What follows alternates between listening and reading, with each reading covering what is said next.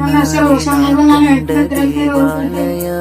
ಇವತ್ತು ನಾನು ಉಪಯೋಗಿಸಿದ ಪ್ರಯೋಗ ತೋರಿಸುತ್ತೇನೆ. ಇದರ ಮೂಲ ಸಾಮಗ್ರಿಗಳು 2 ಗಾಜಿನ ಬಟ್ಟಲುಗಳು, ಮೈದಾ ಹಿಟ್ಟು, ಈಸ್ಟ್ ಪುಡಿ, ಸಕ್ಕರೆ, ಬೆಚ್ಚನ ನೀರು.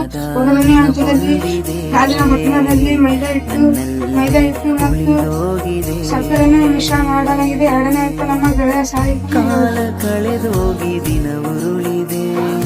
ಎರಡನೇ ಹಂತದಲ್ಲಿ ಒಂದು ಗಾಜಿನ ಬಟ್ಟಲು ಹಾಗೂ ಮೈದಾ ಹಿಟ್ಟು, ಈಸ್ಟ್ ಪೌಡರ್, ಸಕ್ಕರೆ, ಬೆಚ್ಚಿನ ನೀರಿನಿಂದ ಮೃದುವಾಗಿ ಮಿಶ್ರಣ ಮಾಡಿ ಇಟ್ಟಿದ್ದೆವು. 1 ಗಂಟೆಗಳ ನಂತರ ಒಂದನೇ ಬಟ್ಟಲಿನಲ್ಲಿ ಏನೂ ಕಂಡು ಬಂದಿಲ್ಲ.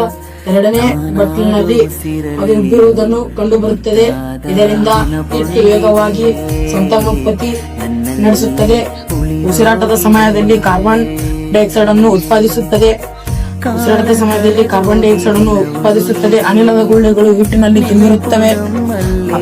ಅದರ ಗಾತ್ರವನ್ನು ಹೆಚ್ಚಿಸುತ್ತದೆ. ಇದಕ್ಕೆ ಹುದುಕುವಿಕೆಗೆ ಕಾರಣ. ಧನ್ಯವಾದಗಳು.